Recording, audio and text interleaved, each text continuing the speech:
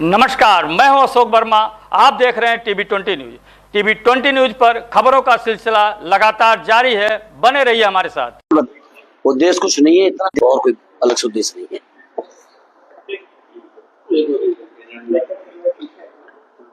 राजीव भाई भी आज दर्शन हो गए, इनको पकड़ के लाया। चलो, सो रहे थे, एक मुंह का पानी डाला।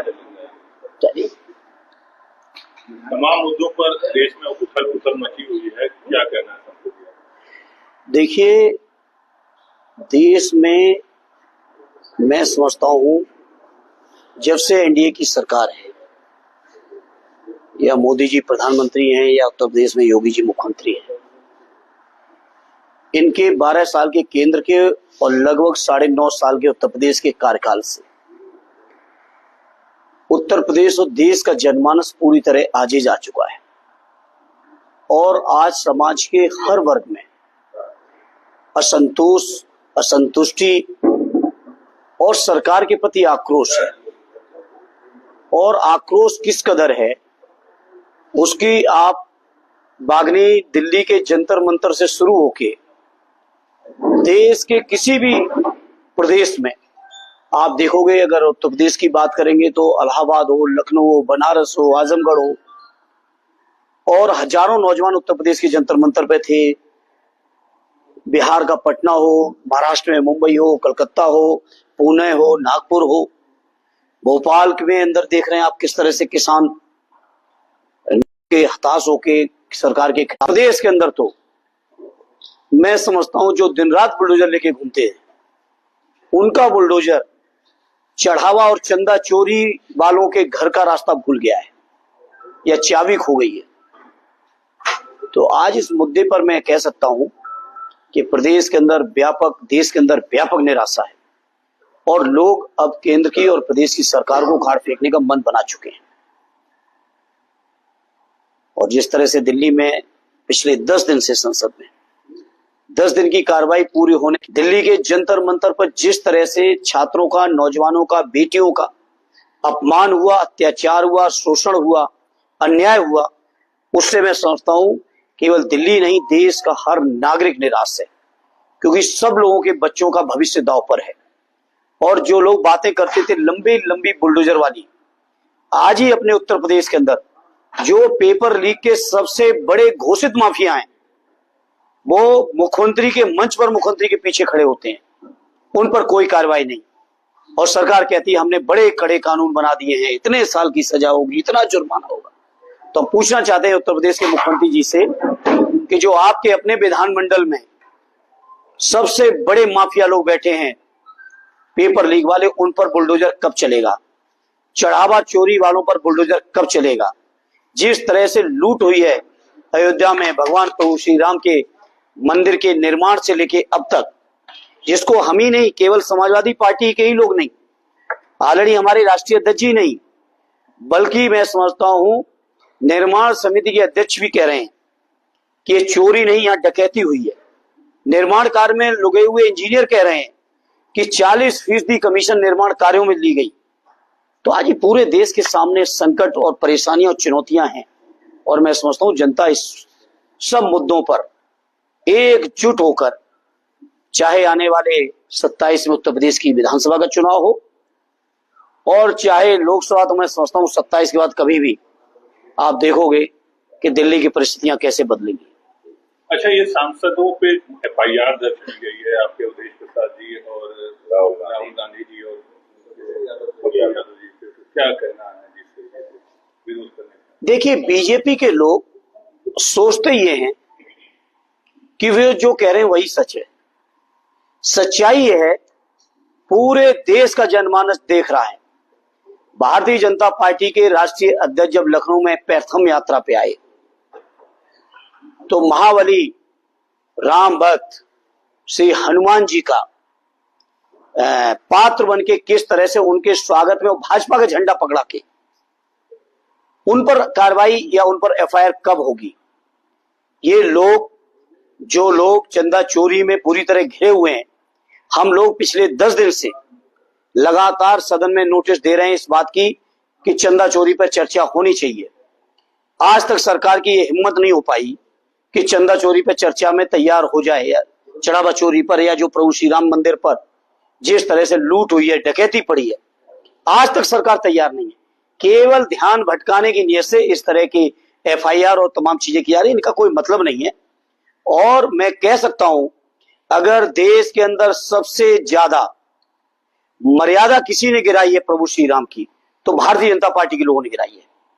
प्रधानमंत्री मोदी जी की तस्वीरें ही नहीं, विज्ञापन निकाले बाकायदा, टेलीविजन पे आप सबके माध्यम से हमने भी देखा, प्रभु श्री राम की छोटी सी तस्वीर और प्रधानमंत्री मोदी जी का विराट स्वरूप लेके जैसे कि वो चल रहे हैं। क्या इसका जवाब देगी बीजेपी? इसका जवाब बीजेपी के लोगों को देना चाहिए। तो बीजेपी के पास कोई मुद्दे नहीं, ध्यान भटकाने की नियत है, लेकिन देश का जनमानस जो सच्चे सनातनी है वो आहत है, वो बहुत माने उनको समझ में नहीं आ रहा कि हमने किन लोगों पे भरोसा किया था और वो लोग कैसे निकले जो प्रभु श्री राम के भी चंदा चोरी में पीछे नहीं हटे, चढ़ावा चोरी में पीछे नहीं हुए, भू माफियागिरी की गई। बताएं, उत्तर प्रदेश के मुख्यमंत्री बहुत भू माफियाओं के कानून बना के घूम रहे हैं। आखिर ये बताइए, एक ही दिन के अंदर एक से बेनामा दूसरे को होता है 2, 2.5, 3 करोड़ के अंदर, और दूसरे से तीसरे को कर दिया जाता है उसी दिन उन्हीं गवाहों के साथ 24 करोड़ का, 18 करोड़ का, 16 करोड़ का। बताएं भूमाफिया कौन है? जवाब नहीं है उत्तर प्रदेश के मुख्यमंत्री जी के पास, जवाब नहीं है दिल्ली और उत्तर प्रदेश की सरकार के पास।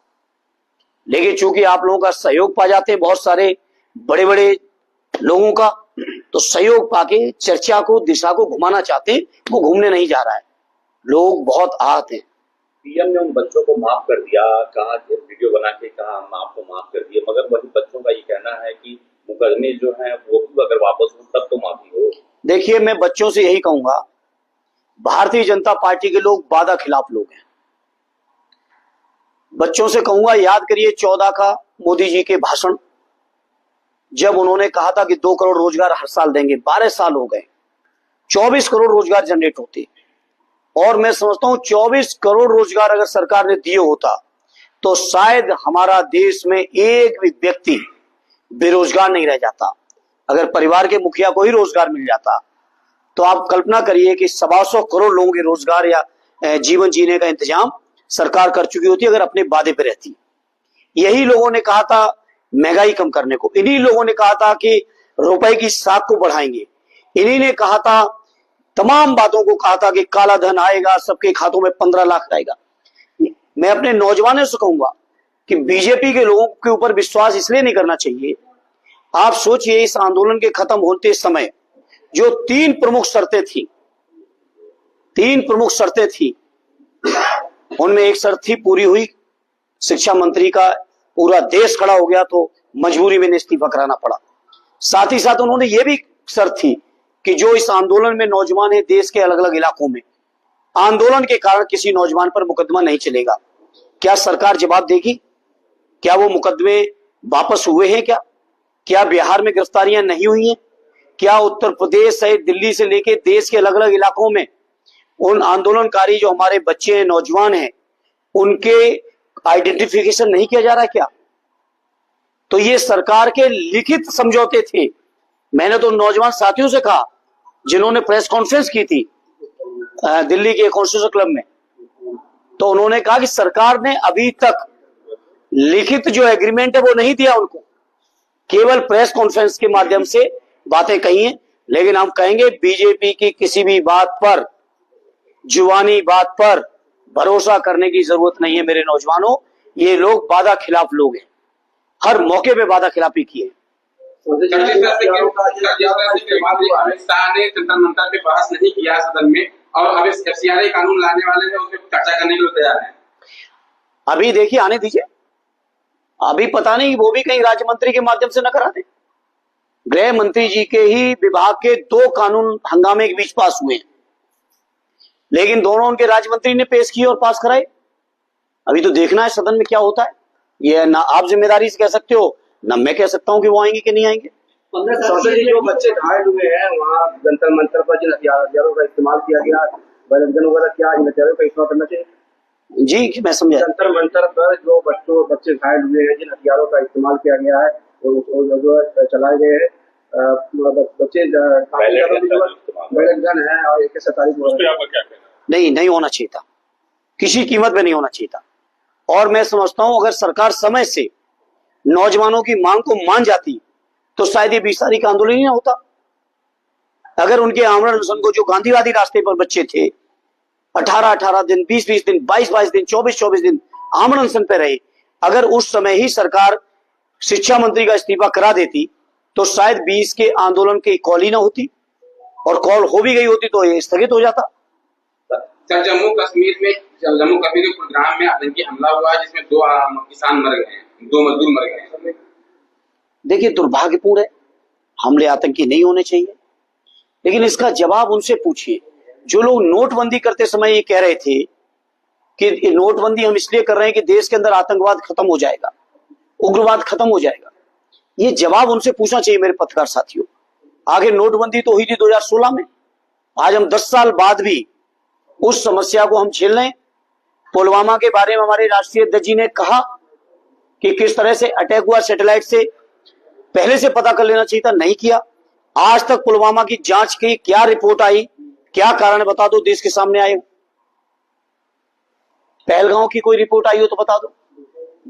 और तो और देश के रक्षा मंत्री जी ने ऑपरेशन सिंदूर के मामले पर सदन को गुमराह किया और सदन में कहा कि कोई सैनिक शहीद नहीं हुआ, और बाद में सारी चीजें रिकॉर्ड में बाहर आई। संसद जी, समाजवादी पार्टी के राष्ट्रीय अध्यक्ष अखिलेश यादव जी का जो बयान आया है, उन्होंने जो खुलासा किया कि पूर्वांचल एक्सप्रेसवे की जो सड़कें बनी हुई है वो टूट रही है और जल जीवन मिशन में जो भ्रष्टाचार हुआ है पूर्वांचल एक्सप्रेस, क्या करेंगे? देखिए, बहुत गंभीर भ्रष्टाचार है उत्तर प्रदेश के अंदर। जिस तरह से हर योजना में करप्शन की पराकाष्ठा है, आप कहीं दूर न जाइए, किसी भी थाने में चले जाइए, तहसील में चले जाइए, किसी सरकारी दफ्तर में चले जाइए, आप भ्रष्टाचार का आलम देख रहे हैं। एक्सप्रेसवे का आलम यह है कि एक्सप्रेसवे बनता बाद में है, टूटता पहले। अभी कानपुर लखनऊ एक्सप्रेसवे की बड़ी चर्चा हुई, अभी मुझे लग रहा है 1 महीना भी नहीं हुआ है उद्घाटन हुए, और आप देखो क्या हालत है। बुंदेलखंड एक्सप्रेसवे का यही हाल हुआ, गंगा एक्सप्रेसवे का यही हाल हुआ। पूर्वांचल का आप सबने देखा कि परिवार के साथ आप गाजीपुर से लेकर लखनऊ तक जाएंगे, कहीं आप 10 मिनट परिवार को चाय भी पिलाना चाहेंगे तो भी वो कोई स्थान नहीं बनाए। तो ये लूट का माध्यम बना रखा। और जल जीवन मिशन जिसकी आपने चर्चा कर दी, मैं समझता हूं ईमानदारी से जांच होगी तो जल जीवन मिशन देश का सबसे बड़ा घोटाला साबित होगा। हाई कोर्ट के जज ने भी भ्रष्टाचार के मामले पर कहा कि थाने जो है उसके अड्डे बन चुके हैं। समझो, मैं धन्यवाद देता हूं माननीय न्यायालय को। कम से कम जनता की जो बात, जो हम पॉलिटिकल लोग कहते थे कि माननीय न्यायालय अच्छी रहेगी तो कभी भी कोई भ्रष्टाचार नहीं हो सकता। इस सरकार में बैठे हर व्यक्ति, चाहे वो मंत्री हो, अधिकारी हो या उनके प्रतिनिधिगण हो, इन सबकी नियत है केवल लूटने की, और इसीलिए भ्रष्टाचार सामने आ रहा है। सांसद जी, एक सवाल आपसे है, गोरखपुर में जो घटना घटी है उस घटना पर विपक्ष से लेकर सत्ता तक लोग चुप क्यों? किस वाली घटना का? जो पुलिसकर्मी के साथ जो मासूम उतनी न हो पाई हो, ये अलग बात है। हम लोग नहीं, हम लोग किसी के भी साथ भी अन्याय अत्याचार के विरोध में थे, विरोध में हैं और विरोध में रहेंगे। और समाजवादी पार्टी एक ऐसी पार्टी है जो मैं समझता हूँ उत्तर प्रदेश के किसी भी नागरिक कोई भी आंदोलन तो आपको नहीं लगता है कि पुलिस को रिफॉर्म करने की जरूरत है? 1947 से लेकर अब तक की जो पुलिस के रूल जो चले आ रहे हैं, अब वो नहीं, सवाल केवल पुलिस का रिफॉर्म का नहीं है। आखिर ये किसके आदेश पे हो रहा है? सरकार की नियत है। सरकार की नियत थी कि बच्चे पिटे। सरकार को उम्मीद थी कि हम लोग दबाव बना के या इस तरह का पुलिस का प्रभाव बना के हम आंदोलन को तोड़ देंगे। ये तो नौजवानों की स्ट्रेंथ थी, उनकी यूनिटी थी, उनके मुद्दे के प्रति समर्पण था कि सरकार के लाख अत्याचार के बावजूद ये आंदोलन नहीं दबा। ये तो सरकार की नियत खराब है। उनको आदेश दिया गया, वो माना जिस तरह के भाई, आदेश अगर सरकार देगी तो पुलिस तो करेगी। ऐसे केवल पुलिस को मैं नहीं कहूंगा, 100 से लेके 100% केंद्र सरकार के आदेश पर यह बात हुई है। और केंद्र सरकार को नौजवानों के साथ, बच्चों के साथ वो कोई गैर बच्चे नहीं। अच्छा सोचिए ना, कितना बदनाम करने की कोशिश की गई बच्चों को, किस किस तरीके से अपने बच्चों को, अपने परिवार के बच्चों को। और अब तो हालत ये हो गई भाजपा वालों की कि उनके नेताओं के, उनके विधायक, उनके एमपी, उनके मंत्री भी अब अपने बच्चों को भी नहीं समझा पा रहे हैं, खुद के बच्चों को नहीं समझा पा रहे हैं। उनके बच्चे भी नौजवानों की भावनाओं के साथ अपने को जोड़ के आंदोलन किए, और उनके ही पिता, उनके ही परिवार के बड़े लोग अपनी पार्टी की मर्यादा निभा रहे थे और बच्चे अपने नौजवान होने का कर्तव्य निभा रहे थे। ये स्ट्रेंथ, ये ताकत नौजवानों के आंदोलन ने दी। हम सभी आंदोलन के जितने आयोजक साथी हैं जिन्होंने इस मुद्दे को उठाया, मैं उन सब साथियों को बधाई देता हूं कि आखिर उन्होंने मजबूर किया कि बीजेपी के लोग खुद बैकफुट पे गए। जो विधानसभा के सामने आपने एक नाट्य किया था सनातन को लेकर के, लोकसभा के सामने, उसको लेकर के कलेक्टर चौराहे पर आपका पुतला, अरे कोई फर्क नहीं पड़ता, कोई फर्क नहीं पड़ता, उनके पास कोई काम नहीं कर ले।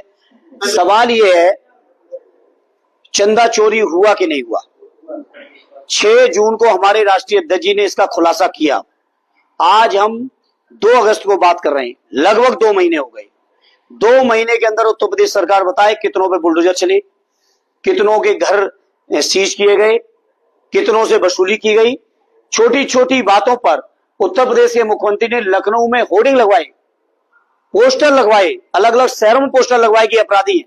आगे मैं मुख्यमंत्री से पूछना चाहता हूं, मंदिर चंदा चोरी, मंदिर चढ़ावा चोरी के जितने भी दोषी हैं, क्या एक का भी आपने क्या कोई पोस्टर होर्डिंग लगाया क्या कहीं? एक के भी ऊपर कार्रवाई की क्या आपने? ये केवल पिक एंड चूज कि हमारा है तो बचा लो, अगर कोई पीड़ित परिवार का है तो उसको फंसा दो। ये जो नीति है, इस नीति से उत्तर प्रदेश का जनमानस आहत है और उत्तर प्रदेश का जनमानस समय आने पे वोट के रास्ते से जवाब देगा। चंदा इकट्ठा किया था, उसमें भी आपकी बढ़ चढ़कर बात जारी रही, उस चंदे का क्या होगा? उस चंदे के बारे में हम लोग मंदिर में भेजेंगे, लेकिन रसीद कटवाएंगे और रसीद भी चेक करेंगे, कोई फर्जी रसीद तो नहीं है। क्योंकि बहुत सारे दानदाताओं ने ये कहा है कि उनके मांगने पर भी उन्हें रसीद नहीं दी गई। शंका ये भी है कि हो सकता है फर्जी रसीद कट्टा छपवा के कुछ लोगों को दे भी दी गई हो, क्योंकि हजारों करोड़ का ये घोटाला है, मामूली घोटाला नहीं। भाजपा के सहयोगी तो उत्तर प्रदेश छोड़कर दिल्ली में कार्यक्रम कर रहे हैं और लगातार वो कह रहे हैं पीडीए का मतलब है पीट देगा, इस पर आप क्या? अब छोड़िए, इसलिए छोड़िए कि वो आप लोग उनको ज्यादा सुर्खियां देते हो या कोई आपसे दिलवाता है, ये तो मुझे नहीं मालूम, वो तो आप समझो। लेकिन क्या वो अपनी किसी भी पुरानी बात पे कायम हैं? जब नहीं है तो उनकी हर बात का जवाब देके हम क्यों उनको चर्चा में लाएं? सर उन्होंने भी ट्वीट भी किया है, उन्होंने कहा कि क्या अगर धर्मेंद्र प्रधान यादव होते तो अखिलेश यादव उनको इस्तीफे की मांग करते। कोई भी गलत होता, आदरणीय अखिलेश यादव जी किसी भी गलत को बर्दाश्त और स्वीकार नहीं कर सकते। माननीय अखिलेश यादव जी जो सच्चाई के रास्ते पे होता है, जो जनहित के रास्ते पे होता है, जो जनता के लिए काम करता है, हमेशा उसका साथ देते हैं। क्या वो अगर यादव नहीं तो क्या उनको? सांसद जी अगर सरकारी नौकरियों की बात करें तो अभी दरोगा की बात हुई है, तो प्रकाश राजभर जो अपने समाज की बात करते हैं और ये राजभर समाज का एक दरोगा, चौहान समाज का एक दरोगा हुआ है, बाकी अन्य पदों के बारे में आप जानते हैं, क्या कहना चाहते हैं? उनकी क्षमता नहीं है, उनको आपको नहीं पता है, और नहीं पता है तो पता कर लेना। उनका ट्वीट सुबह कहीं और से आता है, ये आप पता कर लेना, और जहां से आता वो आप ही के लोगों से संबंधित विभाग है, वो लिख देते हैं। सुबह डेली आ जाता है एक उनके पास। सांसद आप विधायक आपके ही हैं, नगरपालिका में आपके ही हैं, सर मंदिरों की भयंकर समस्या है। सड़क सर आप देख सकते हैं कितनी जगह टूटी हुई है, लाइट की व्यवस्था आप देख सकते हैं, हर हवेली में जाकर कैसी है, इस पे क्या करें? देखिए, मैं फख्र के साथ कह सकता हूं, हमारे समाजवादी पार्टी के सभी जनप्रतिनिधि अपनी जो क्षमताएं हैं उस पूरी क्षमता के साथ आजमगढ़ के विकास में लगे हुए हैं। बहुत सारी बड़ी चीजें हैं, जैसे अगर हम अपनी निधि की बात करें तो 5 किलोमीटर से ज्यादा सड़क पूरे लोकसभा क्षेत्र में एक साल में नहीं बना सकते। सरकार के फंड की जरूरत पड़ती ही पड़ती है बड़ी समस्याओं के समाधान में। और बीजेपी की सरकार आजमगढ़ से लेके जितने भी समाजवादी गढ़ हैं उन सब की उपेक्षा कर रही है, सौतेला व्यवहार कर रही है। हम लोगों से प्रस्ताव तो मांगे जाते हैं लेकिन कभी उस पर एक भी स्वीकृति नहीं दी जाती है। इसलिए हम आजमगढ़ वालों से कहेंगे, और आजमगढ़ वाले खुद ही जान रहे हैं कि यहाँ की तरक्की विकास तभी होगा जब समाजवादियों की सरकार होगी। आजमगढ़ के अंदर जितने भी आज महत्वपूर्ण चीजें हैं जिनको हम लोग आजमगढ़ की शान के तौर पे या महत्वपूर्ण स्थान के तौर पे जानते हैं या मानते हैं, वो सारे समाजवादी पार्टी की सरकार में सदैव नेताजी और आदरणीय अखिलेश जी द्वारा किए हुए हैं। चाहे वो आजमगढ़ का मंडल हो, चाहे आजमगढ़ का आपका कलेक्ट्रेट हो, चाहे आजमगढ़ में राहुल शास्त्रियान हॉस्पिटल हो सुपर स्पेशलिटी, चाहे आजमगढ़ का आपका मेडिकल कॉलेज हो, चाहे सटियाओं की शुगर मिल हो, चाहे आपका आचार्य नरेंद्र देव कृषि परिसर हो, सारे की सारी चीजें। और ये जो एक्सप्रेस वे जिसकी वजह से आजमगढ़ को एक नई तरक्की का रास्ता मिला, ये भी डिजाइन आदरणीय अखिलेश यादव जी की हुई है। वो अगर वो हम बात होगी तो हम चेयरमैन साहब से बात करेंगे।